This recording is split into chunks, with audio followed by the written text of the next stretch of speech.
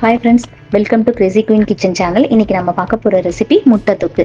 இட்லி, தோசை, சப்பாத்தி, பூரி இதுக்கான ஒரு சைட் டிஷ்ஷாக நம்ம இந்த முட்டை தொக்கை வச்சு சாப்பிட்டா ரொம்ப நல்லாயிருக்கும். ஃபர்ஸ்ட்டு நான் ஒரு 4 வெங்காயத்தை எடுத்து நான் பொடி பொடியாக சாப்பரில் போட்டு எடுத்து வச்சுக்கிட்டேன்.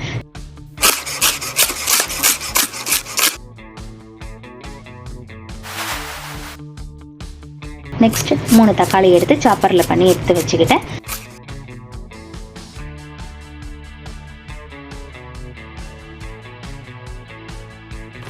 நெக்ஸ்ட் 3 to 4 ஒரு பச்சை மிளகாவையும் நான் குட்டி குட்டியாக நறுக்கி எடுத்து வச்சுக்கிட்டேன்.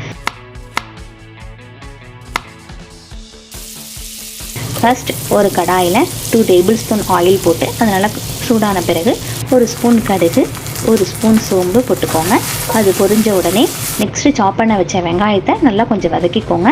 நெக்ஸ்ட் 1 by 1 தான் போடணும், எல்லாத்தையும் ஒன்றா போடக்கூடாது. அந்த டேஸ்ட்டு நல்லா இருக்காதுன்னா பச்சை வாசனை அடிக்கும். ஸோ ஃபஸ்ட்டு நீங்கள் ஆனியனை போட்டு நல்லா வதக்கிக்கோங்க.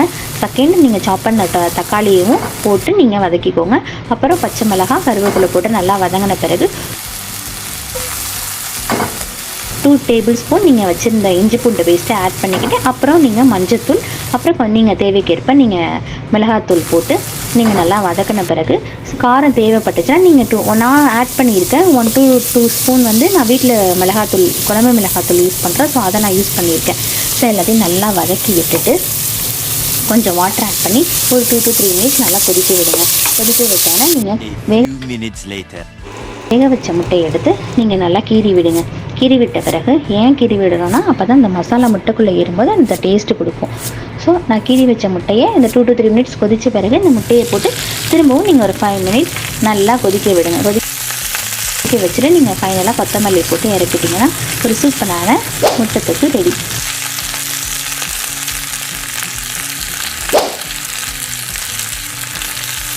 இட்லி, தோசை, சப்பாத்தி, பூரி இதுக்கான ஒரு சைட் டிஷ்ஷாக நம்ம இந்த முட்டை தொக்கை வச்சு சாப்பிட்டா ரொம்ப நல்லாயிருக்கும்.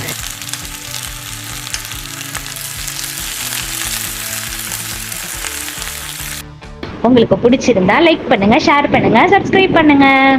மறக்காம பெல் பட்டனை கிளிக் பண்ணி ஆல்ல கொடுங்க.